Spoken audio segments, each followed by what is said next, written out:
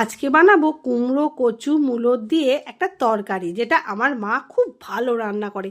আর মায়ের হাতের এই রান্নাটা খেতে এত ভালো লাগে না, তো মায়ের কাছ থেকেই শিখেছি। মায়ের একটা ছোট্ট রেসিপি, কুমড়ো কচু মূলো তরকারি।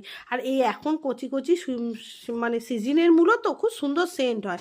প্রথমে কুমড়ো কচু মূলোটা কেটে ধুয়ে রেখে দিয়েছিলাম। কড়াইয়ের মধ্যে সর্ষের তেল দিয়ে 5 ফোড়ন আর শুকনো লঙ্কা ঢাকা ফোড়ন দিয়েছি। তারপরে কুমড়ো কচু মূলোটা দিয়ে দিয়েছি, দিয়ে একটু ভাজা ভাজা করে নুন হলুদ মিষ্টি দিয়ে আবার ভাজা ভাজা করেছি। ভাজা ভাজা করার পরে জল দিয়ে দিয়েছি। জল দিয়ে একটা ঢাকা দিয়ে 10 মিনিট রাখার পরে সেদ্ধ হয়ে যাবে।